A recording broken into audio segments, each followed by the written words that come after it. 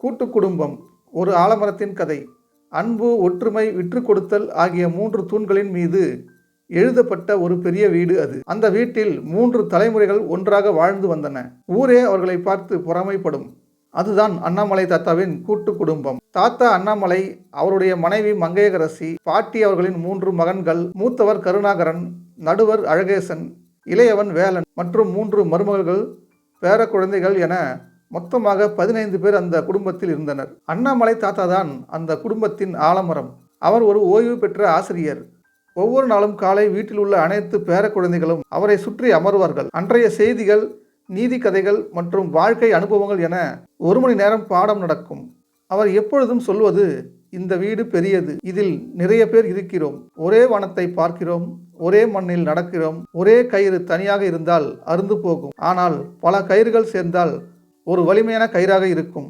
அதுபோலத்தான் நம் குடும்பமும். 3 மருமகள்களும் சமையலறையில் ஒன்றாக சேர்ந்து வேலை செய்வார்கள். ஒருவருக்கு ஒருவர் பிடித்த உணவு இன்னொருவருக்கு கட்டாயம் தெரிந்திருக்கும். சமையல் ஒருபோதும் சுமையாக இருந்ததில்லை. அது ஒரு வேடிக்கையான குழு போட்டியாகவே இருக்கும். இந்த தருணத்தில்தான் விரிசல் ஏற்பட்டது. நாட்கள் நகர்ந்தன. 3 மகன்களும் அவரவர் வேலையில் முன்னேறினர். கருணாகரன் நகரத்தில் ஒரு பெரிய பதவியில் இருந்தார். அழகேசன் சொந்தமாக வியாபாரம் தொடங்கினார். வேலன் வெளியூரில் ஒரு நல்ல வேலையில் இருந்தார். செல்வம் அதிகரித்த போது சில கருத்து வேறுபாடுகளும் மெதுவாக தலை தூக்கத் தொடங்கின. கருணாகரனின் மனைவி, நாம் ஏன் இன்னும் ஒரே வீட்டில் இருக்க வேண்டும்? தனியாக இருந்தால் நம் குழந்தைகளுக்கு அது சுதந்திரமாக இருக்குமே என்று அவ்வப்போது முணுமுணுக்க ஆரம்பித்தாள். அழகேசனின் பிள்ளைகள், எங்கள் வீட்டு விளையாட்டுப் பொருட்களை அத்தை பிள்ளைகள் எடுத்து விளையாடி விடுகிறார்கள், எங்களுக்கு தனி அறை வேண்டும் என்று அடம் பிடித்தனர். வேலன், என் வருமானம் அதிகம், ஆனால் குடும்ப செலவு அனைவருக்கும் சமமாக இருக்கிறது, இது நியாயமில்லை என்று மனதுக்குள் யோசிக்க ஆரம்பித்தான். பேச்சு சலசலப்பானது. மகன்கள் 3 முதன்முறையாக தனித்தனியே வாழும் யோசனையை அண்ணாமலை தாத்தாவிடம் கொண்டு சென்றனர். தாத்தா அந்த கேள்வியை சற்றும் எதிர்பார்க்கவில்லை. அந்த நிமிடம் அவர் மனம் வலித்தது. அண்ணாமலை தாத்தா அவர்களின் முடிவை உடனடியாக ஏற்கவில்லை. அவர் அமைதியாக சொன்னார், சரி, உங்கள் விருப்பப்படியே செய்யலாம், ஆனால் அதற்கு முன் ஒரு சின்ன வேலை இருக்கிறது. தாத்தா 3 மகன்களையும் அழைத்து அவர்களை தனித்தனியே அமர வைத்தார். கருணாகரனிடம் ஒரு பெரிய கம்பை கொடுத்து இதை உடை என்றார். அவன் எளிதாக உடைத்து விட்டான். அழகேசனிடம் 2 கம்புகளை கொடுத்து இதை உடை என்றார். அவன் கொஞ்சம் சிரமத்துடன் உடைத்தான். பின்னர் அண்ணாமலை தாத்தா 3 கம்புகளை எடுத்து ஒன்றாக கட்டி வேலனிடம் அதை கொடுத்து, இப்போது இதை உடைத்து காட்டு என்றார். வேலன் பலமாக முயற்சித்தும் அந்த கட்டையை உடைக்க முடியவில்லை.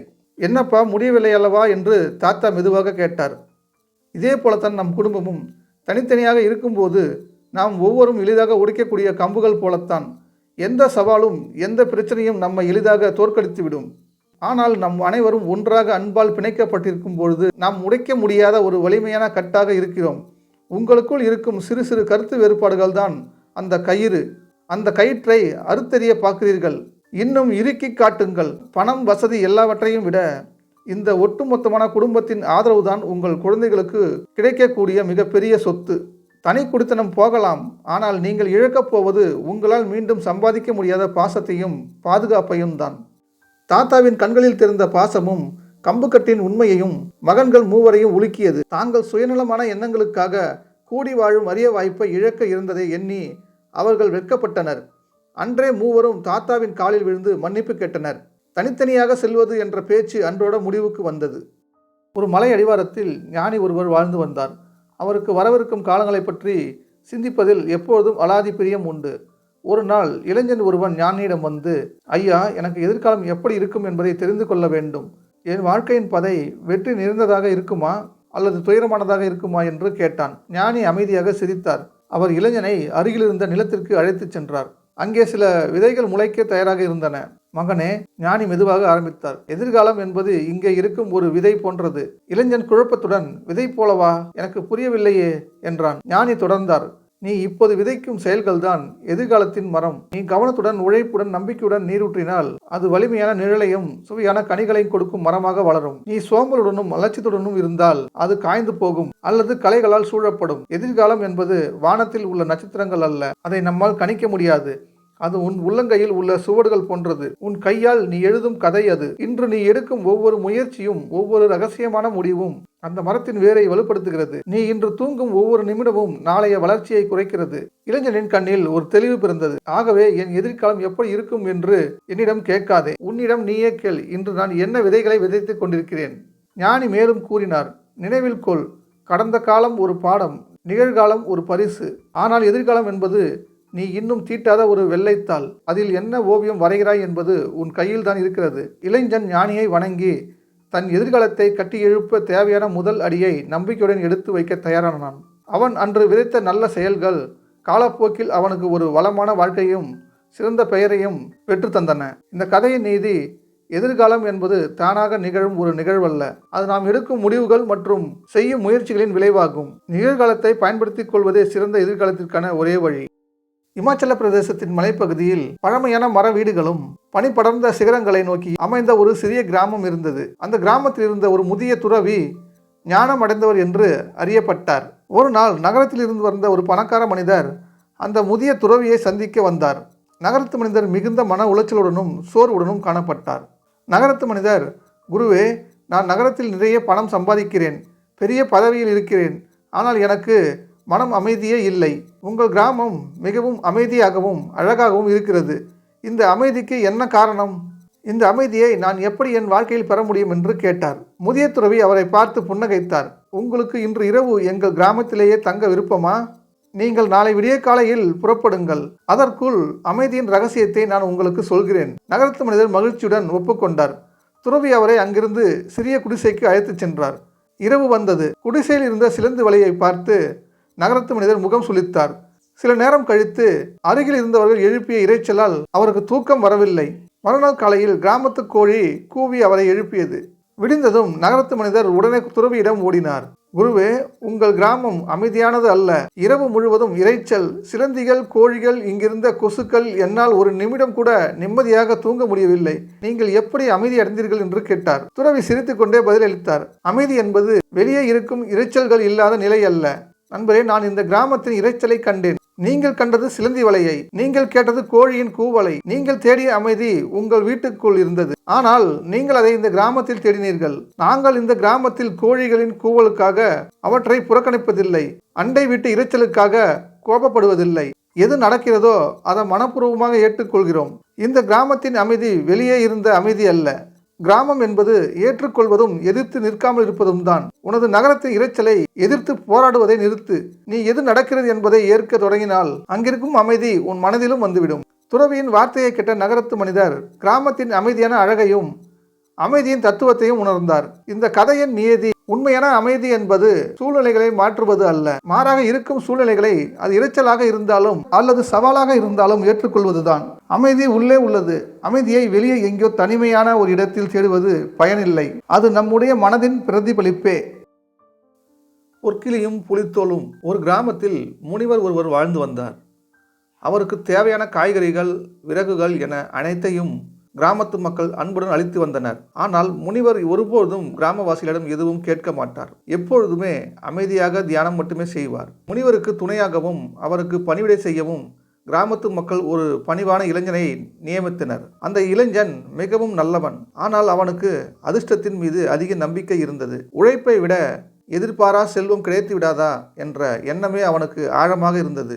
ஒரு நாள் முனிவர் காட்டில் தியானம் செய்துவிட்டு திரும்பும் பொழுது புலி ஒன்று எதிர்பாராத விதமாக தாக்கிவிட்டது. முனிவருக்கு பலத்த காயம் ஏற்படவில்லை, ஆனால் புலி இறந்து விட்டது. முனிவர் அதன் புலித்தோலை மட்டும் எடுத்துக்கொண்டு ஆசிரமத்திற்கு திரும்பினார். இளைஞன் முனிவருக்கு பணிவிடை செய்து கொண்டிருந்தான். ஒரு நாள் அவன் முனிவரிடம், சுவாமி, நீங்கள் எவ்வளவு ஞானம் பெற்றிருக்கிறீர்கள், ஏன் இந்த எளிய ஆசிரமத்தில் வாழ வேண்டும்? நீங்கள் ஏதாவது ஒரு பெரிய மந்திரத்தை செய்து ஒரு பொற்கிளியை கொண்டு வரலாமே, நாம் இருவரும் மகிழ்ச்சியாக இருக்கலாம் என்று கேட்டான்.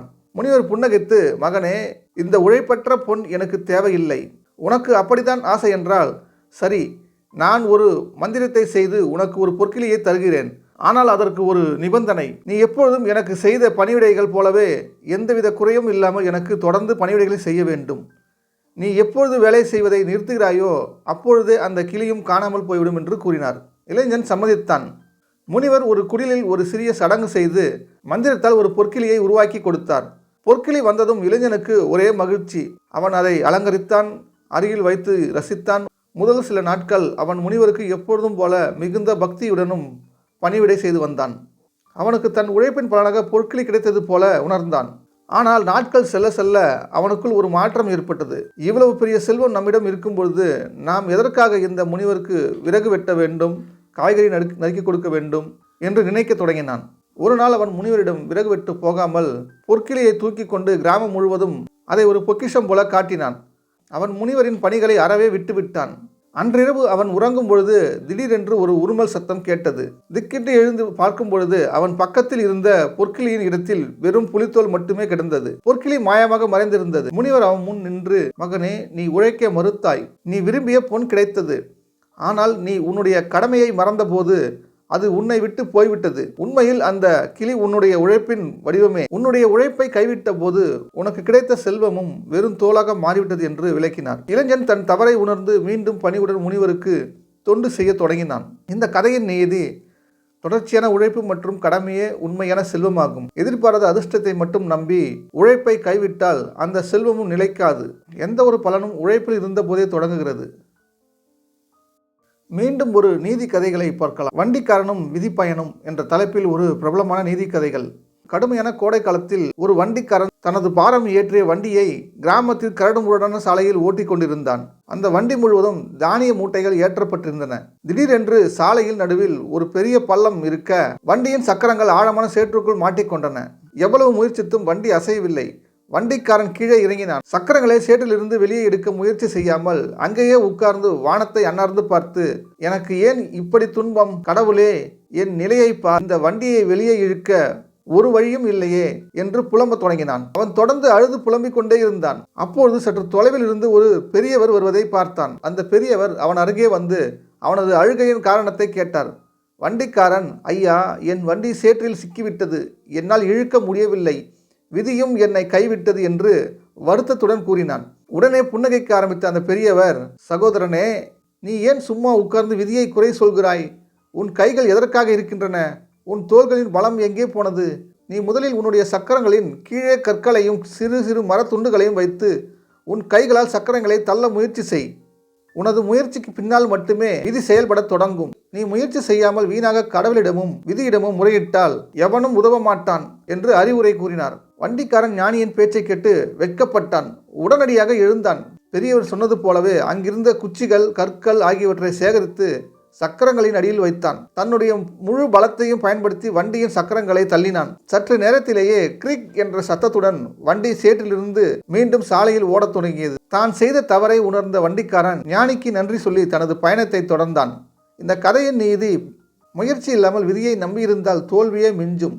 எந்த ஒரு பிரச்சனையிலும் முதலில் உன்னுடைய சொந்த முயற்சியும் உழைப்பையும் பயன்படுத்து.